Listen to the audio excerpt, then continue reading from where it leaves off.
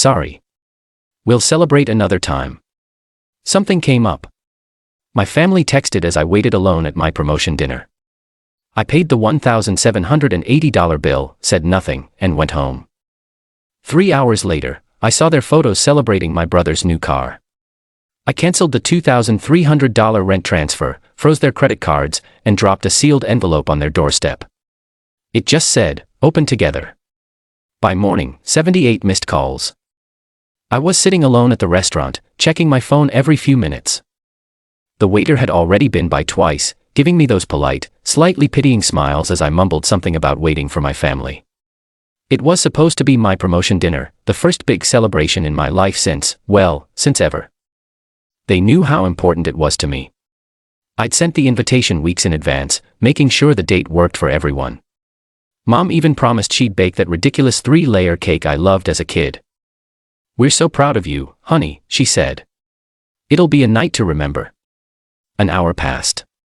The waiter refilled my water glass and offered to take my order. I told him I'd wait a bit longer. I could feel people staring, a man in a suit sitting alone at a table set for 6. Then my phone buzzed. I almost knocked over the wine glass trying to grab it. It was a group text from my family. "Sorry, we'll celebrate another time, something came up." That was it. No explanation. No apology. I just stared at the message until the words started to blur. Then I did something I hadn't done since I was a kid. I went completely still. No emotion. No reaction. I just put the phone down, folded my hands on the table, and sat there, trying to ignore the lump in my throat. The waiter returned. I couldn't meet his eyes. "I'll take the check," I said quietly. When it arrived, I barely glanced at the total, $1,780. I handed over my card without a word. On the drive home, I didn't turn on the radio. I needed the silence to settle around me. When I got to my apartment, I didn't go inside right away. Just leaned against the car, staring at the city lights. Curiosity got the better of me eventually. I unlocked my phone and checked social media. There they were, Mom, Dad, my sister, and my brother all gathered around a shiny new car. My brother's car. The caption read, "Celebrating our amazing son's new ride. So proud of you." My jaw tightened. It wasn't just the car. It was all a massive lie that they'd forgotten about me, that they couldn't make it, that something came up. No, they just didn't care. I went inside and dropped onto the couch. I wasn't angry. I wasn't even hurt anymore. Just done.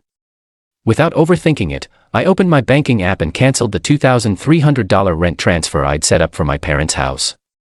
Then I froze the credit cards I'd co-signed for my sister. I grabbed an envelope from the drawer, wrote one line on a piece of paper, and sealed it. Drove back across the city to their house and dropped it on the doorstep. The note said, "Open together." I went home, turned off my phone, and let the emptiness take over. By morning, I woke to 78 missed calls. 3 days.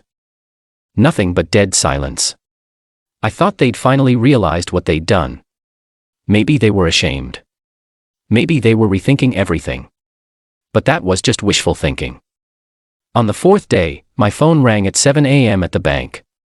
"Mr. Anderson, we've detected suspicious activity on your joint accounts. Someone attempted to change the password and link a new phone number." My sister, the moment I froze the credit cards, she must have tried to regain access. I changed every password again, activated 2-factor authentication, and cut them off completely. I thought that was enough. I was wrong. The first strike came from my mother. Her Facebook post hit like a sledgehammer. "Family should always stick together. It's heartbreaking when someone forgets that over money." Over 50 likes, dozens of comments from aunts, uncles, cousins. "Stay strong, dear. He'll come to his senses. Every family has its troubles." Troubles. They called it trouble that I stopped being their personal ATM. I clenched my jaw and stayed quiet. Then it was my father's turn. He didn't hide behind social media. He texted me directly. "Time to grow up. You can't keep running away. This is family. Fix this before it's too late."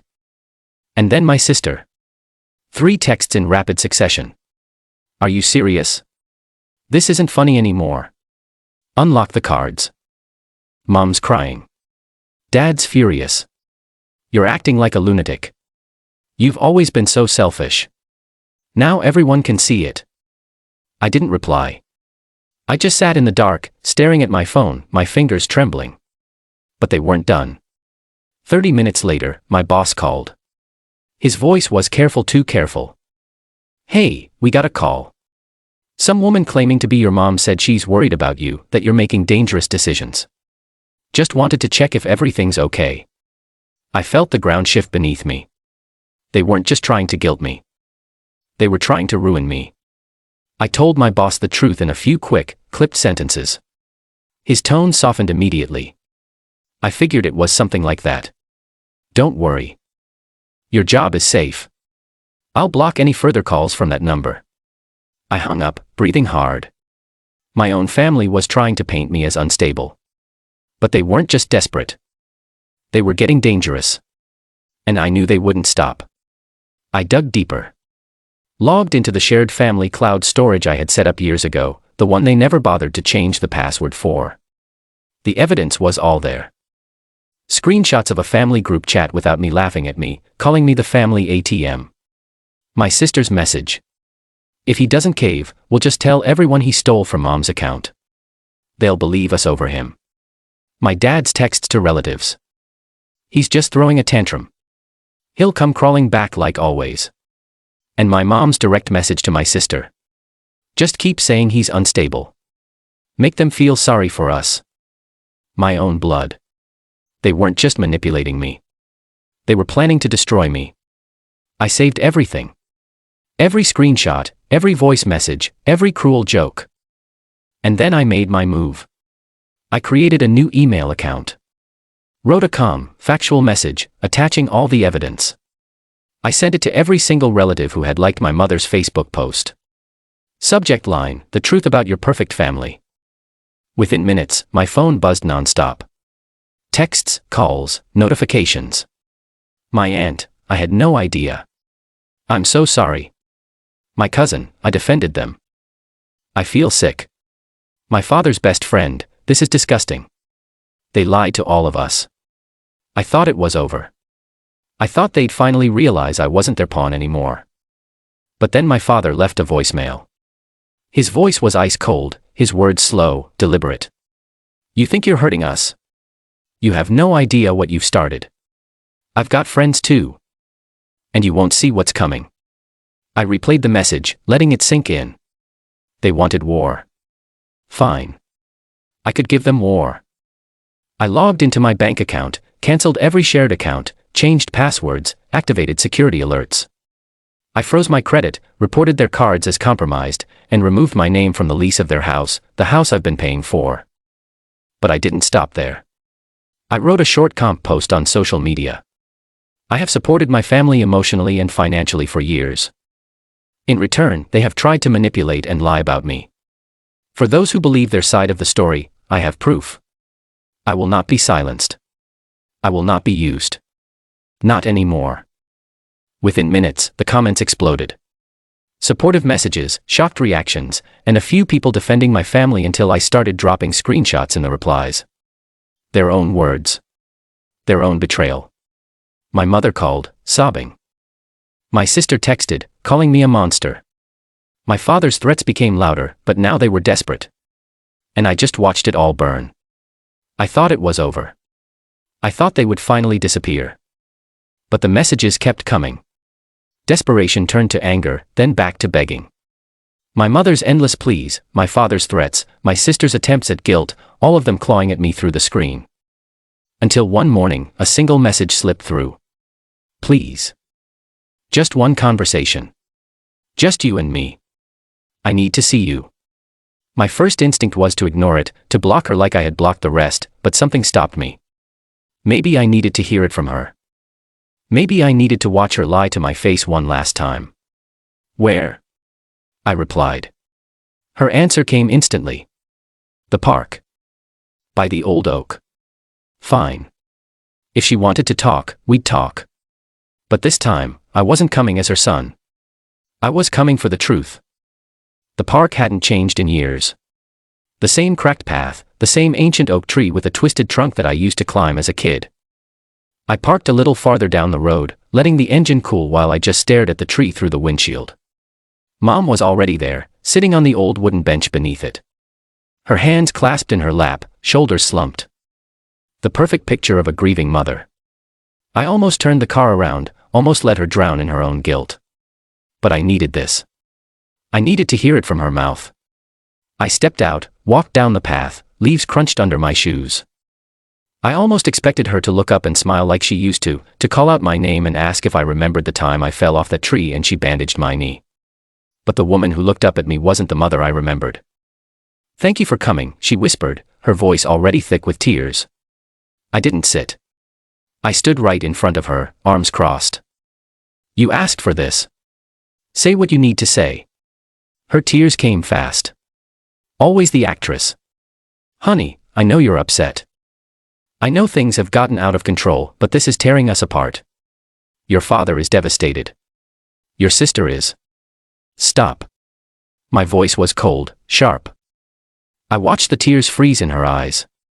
"Don't waste time trying to guilt me. Just tell me why." "Why what?" she whispered, looking genuinely confused. "Why did you turn me into your personal bank account? Why did you let them lie about me? Call me unstable. Call my boss.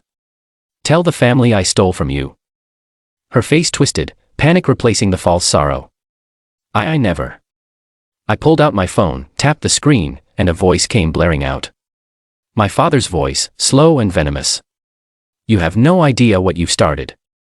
I've got friends too, and you won't see what's coming." Her face went pale. "Wanna hear more?" I asked. "Maybe the part where you and Olivia planned to tell everyone I stole from you." Her eyes widened. No. No. You don't understand. Your father was just angry.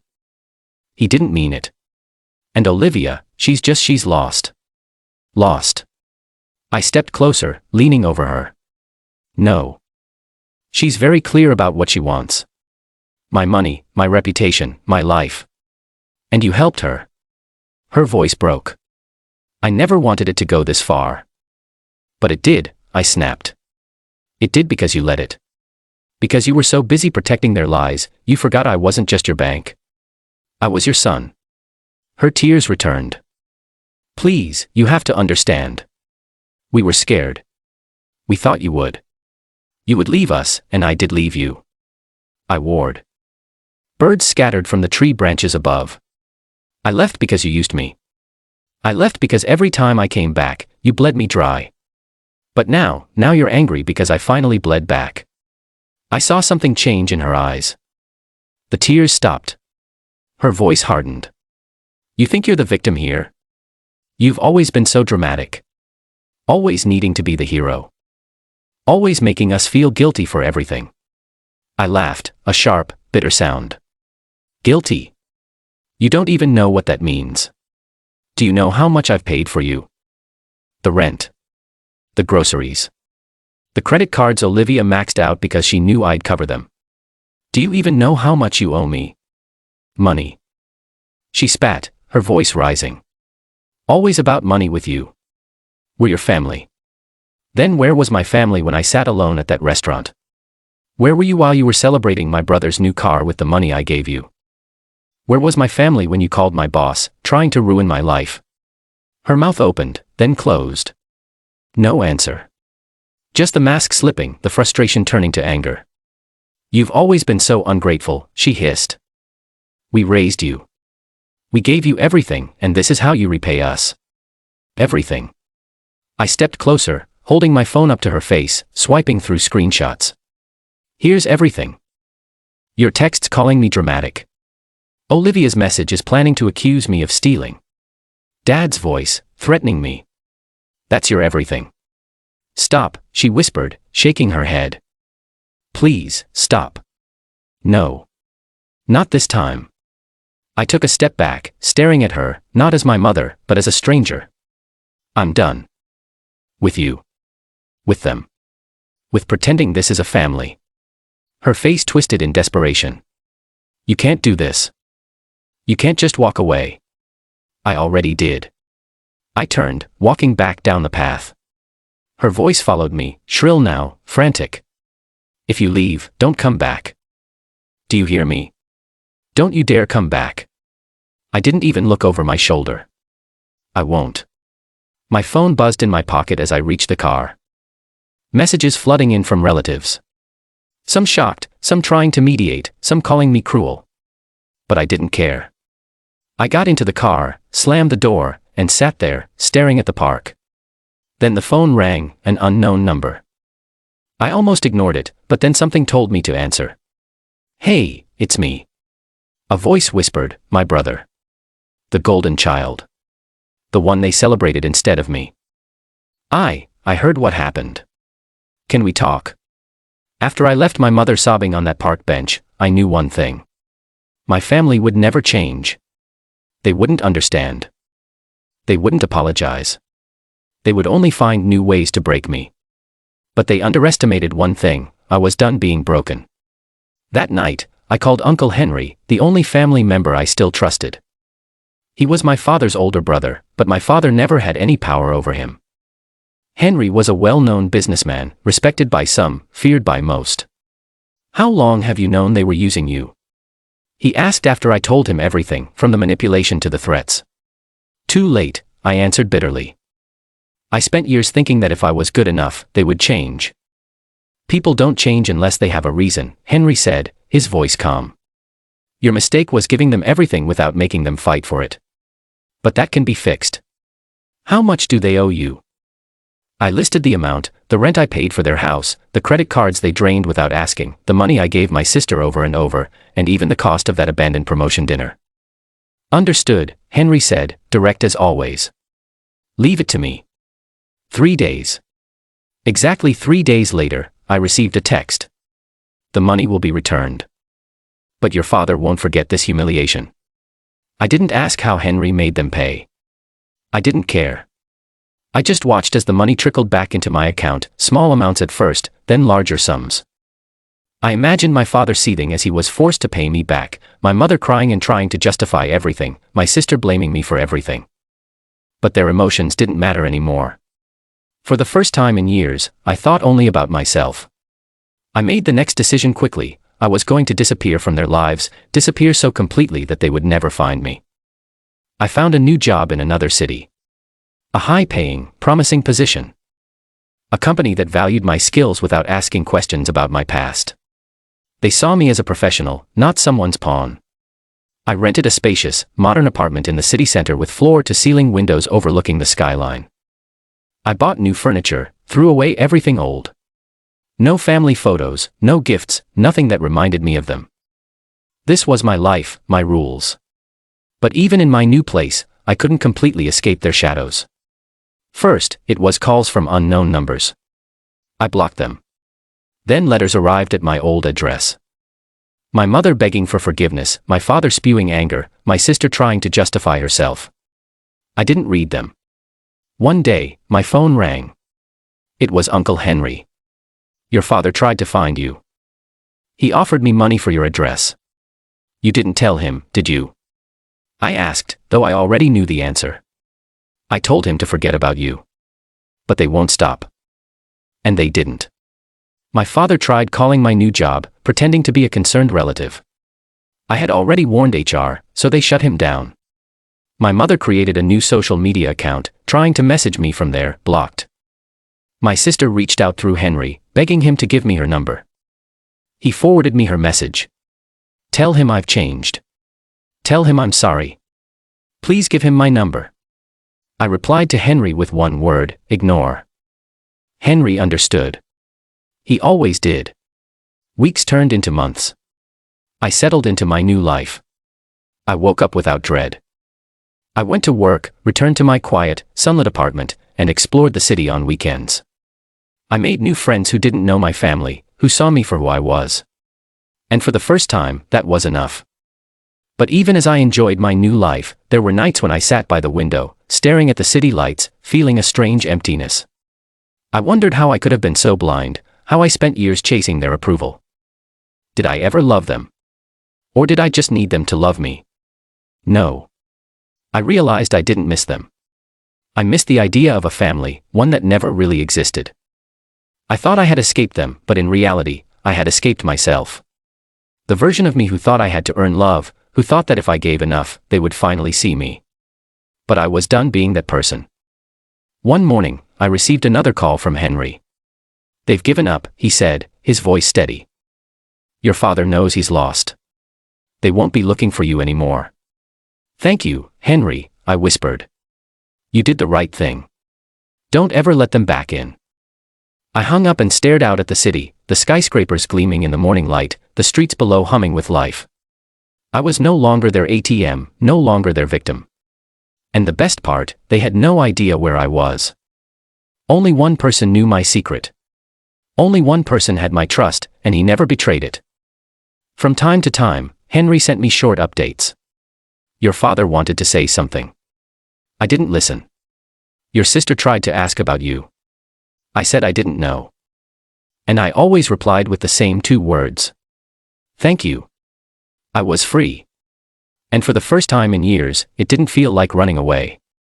It felt like a new beginning. My beginning.